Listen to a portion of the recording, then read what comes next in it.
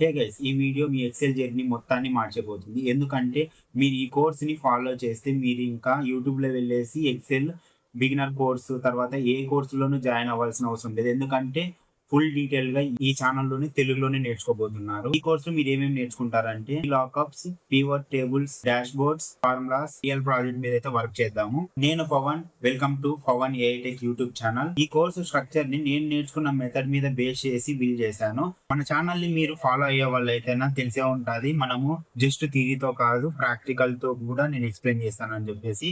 ఇంకా వీడియోలోకి అయితే వెళ్ళిపోతాం. ఎవరైనా కొత్తగా వస్తుంటే లైక్ అండ్ సబ్స్క్రైబ్ చేసుకోమని నేను చెప్పను, ఎందుకంటే మన ఛానల్ కంటెంట్ నచ్చితే మీరే చేసుకుంటారు. అండ్ ఒక రిక్వెస్ట్, మన ఛానల్కి వెళ్ళేసి కంటెంట్ అయితే ఎక్స్ప్లోర్ చేయండి.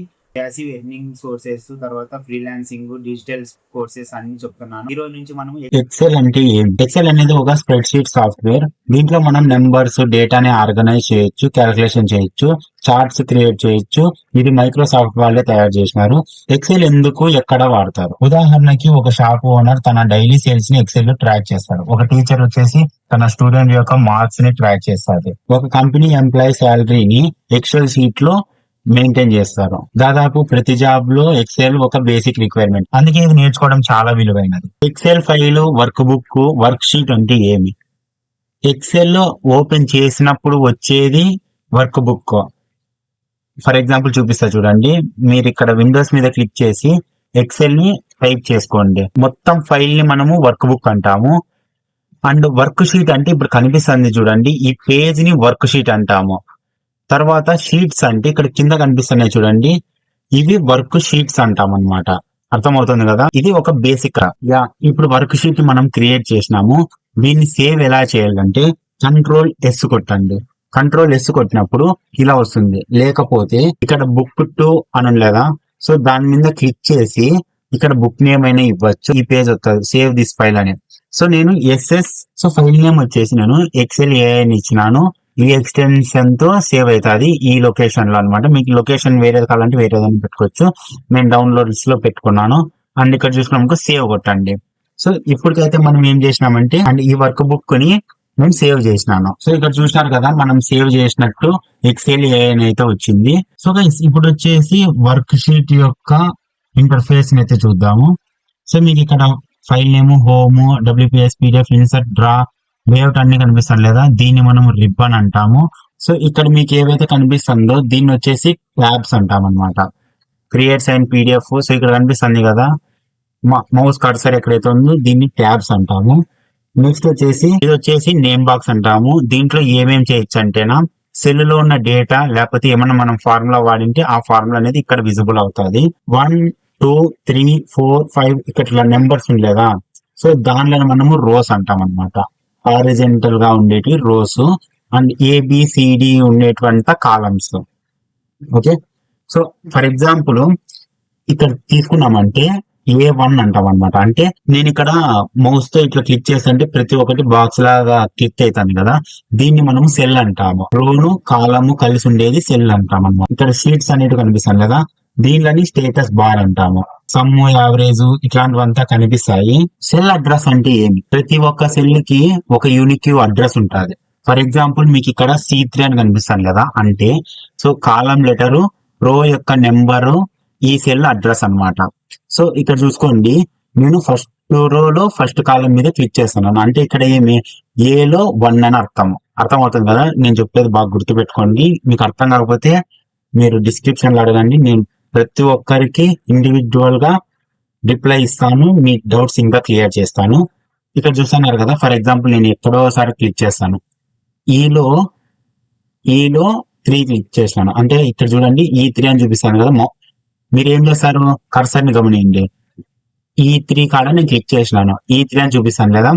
నెక్స్ట్ ఫర్దర్ గా ఫార్ములాస్ యూజ్ చేసేటప్పుడు చాలా యూజ్ అవుతుంది ఇది. ఫర్ ఎగ్జాంపుల్ నేను ర్యాండమ్ గా ఇక్కడ క్లిక్ చేస్తున్నాను. సో మనకి ఇప్పుడు ఇట్లా చూసుకోవాలా, మనం లెక్క పెట్టాలంటే చాలా కష్టం అవుతుంది. అందుకోసం ఇక్కడ హోమ్ ఫైల్ కి మధ్యలో కింద ఉంది కదా, అంటే ఎన్లో 16th ప్లేస్ లో ఈ సెల్ అని అర్థం అనమాట. ఇదే సెల్ అడ్రస్ అనమాట. ప్రతి ఒక్కదానికి యూనిక్ అడ్రస్ ఉంటుంది. అంతేగాని ఇప్పుడు ఇది N16 ఉంది, సో నేను ఇక్కడ కొట్టినప్పుడు M16 అవుతుంది కానీ N16 కాదు కదా. సో అదే అనమాట. నెక్స్ట్ వచ్చేసి షీట్ యొక్క రీనేమ్, యాడ్, డిలీట్ ఎట్లా చూద్దాము. ఇక్కడ కింద మీకు షీట్స్ నెంబర్స్ కనిపిస్తున్నాయి కదా, దాని మీద రైట్ క్లిక్ తీయండి. రైట్ క్లిక్ తీస్తే ఇక్కడ insert, delete, rename, move or copy, view code ఇట్లాంటివన్నీ కనిపిస్తుంటాయి అనమాట. మనం ఏం చెప్పినాను, రీనేమ్ చేయలేదు, ఫస్ట్ రీనేమ్ చేద్దాము. నేను ఇక్కడ ఫైల్ ని రీనేమ్ చేయలేదు, జస్ట్ షీట్ ని ఒకటే రీనేమ్ చేస్తున్నాను. సో నేను ఇక్కడ ప్రొవన్ అని ఇస్తాను. ఓకే, సో ఈ షీట్ నేమ్ అనేది నా ఇష్టం అనమాట, నేను ఎట్లన్నా ఇచ్చుకోవచ్చు. సో గైస్ ఇప్పుడు వచ్చేసి బేసిక్ నావిగేషన్స్ ఇన్ఫో చూద్దాము. మీరు కంట్రోల్ పట్టుకొని కింద లెఫ్ట్ బటన్ ఉన్న ఆ యారోని కొట్టినారంటే షీట్ యొక్క లాస్ట్ వెళ్ళిపోతాం అనమాట. ఇక్కడికి వచ్చినాం చూడండి, ఇది షీట్ యొక్క లాస్ట్ సెల్ అనమాట. అండ్ ఇక్కడ రైట్, సో రైట్ సైడ్ కొట్టినాం అనుకో ఈ లాస్ట్ కి వెళ్ళిపోతాం అనమాట. XFD అనేది లాస్ట్ కాలం అనమాట. ఇంకోటి అప్ కొట్టినామనుకో పైనకి పోతాము. అండ్ ఇక్కడ మళ్ళీ లెఫ్ట్ కొట్టామనుకో A1 కి వస్తాము. ఫర్ ఎగ్జాంపుల్ నేను ఇక్కడ ఎక్కడో ఉన్నాను, నాకు తెలియదు, నేను ఇక్కడ A1 లేకి రావాలంటే కంట్రోల్ పట్టుకొని కీబోర్డ్ లో హోమ్ బటన్ ఉంటుంది, దాన్ని కొట్టినామనుకో A1 లేకి వస్తాం అనమాట. సో అర్థమవుతుందా? సో తెలుసు కదా, మనము ఇప్పటికైతే వీడియో 1 లో ఈ మాత్రం చాలు. సో మనం నేర్చుకున్నదంతా ఒక ప్రాక్టికల్ గా ఒక బ్రీఫ్ గా అయితే చూద్దాం ఎట్లా చేయాలని చెప్పేసి. అండ్ మన వీడియోలో మాత్రం ప్రాక్టికల్ సెక్షన్స్ అయితే ఖచ్చితంగా ఉంటాయి అనమాట. వచ్చేసి మీరు ఏం చేయాలి, ఫస్ట్ ఇక్కడ షీట్ M3 ఉంది, మనము ఒక చిన్న షాప్ యొక్క సేల్స్ ని షీట్ లాగా చేద్దాం. అర్థమవుతుందా? సో నేను రీనేమ్ చేస్తాను, సేల్స్ అని పెడుతున్నాను, సేల్స్. ఓకే, ఎంటర్ కొట్టినా ఇక్కడ నాకు ఈ షీట్ నేమ్ అయితే సేల్స్ గా వచ్చేసింది. ఓకే, నెక్స్ట్ వచ్చేసి A1 లో, A1 అంటే ఇదే కదా, A1 లో వచ్చేసి ఏమేమి పెడతాను, ప్రోడక్ట్ నేమ్, B1 లో వచ్చేసి క్వాంటిటీ, C1 లో వచ్చేసి ప్రైస్ పెడతాను. అర్థమవుతుందా? పెట్టి చూపిస్తా. ఇక్కడ ఏందో తేడా కనిపించలేదా మీకు? ఒకసారి చూడండి, నేను ఎంటర్ చేసిన దాంట్లో ఏమన్నా వెరైటీ కనిపిస్తుందా?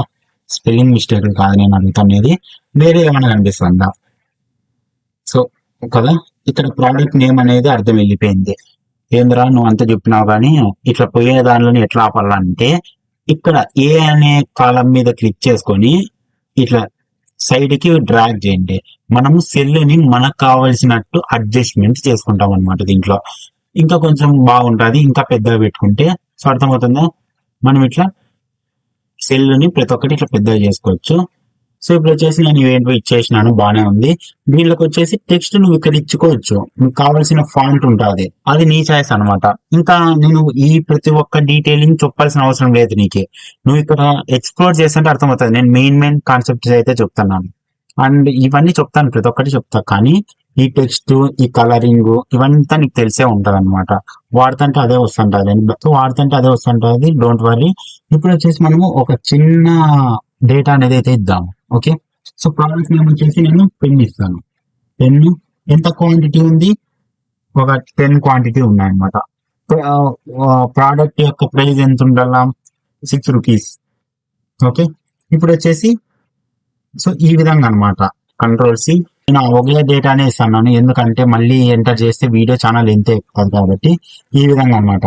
సో ఇట్లా నేను వచ్చేసి హోంవర్క్ వచ్చేసి ఈ వీడియో చూసి మీరు ఒక వర్క్ షీట్ క్రియేట్ చేసి సేవ్ చేసి కామెంట్ లో Day 1 కంప్లీటెడ్ అని రాయండి. అండ్ ఇంకొకటి వచ్చేసి మీరు ఇటువంటిది నేను జస్ట్ ర్యాండమ్ గా ఎంటర్ చేసినాను అనమాట. నాకు ఇదే షాప్ యొక్క సేల్స్ ని మీరు, నేను ఏదైతే ప్రోడక్ట్ నేమ్, క్వాంటిటీ, ప్రైజెస్ పెట్టినాను, సో మీరు అలా పెట్టేసి నాకు 25 వరకు ఇట్లా 25 వరకు ఎంటర్ చేసిన తర్వాత నా మెయిల్ ఇక్కడ మెన్షన్ చేస్తున్నాను. ఆ మెయిల్ కి మీరు మీ షీట్ ని నాకు సెండ్ చేయండి.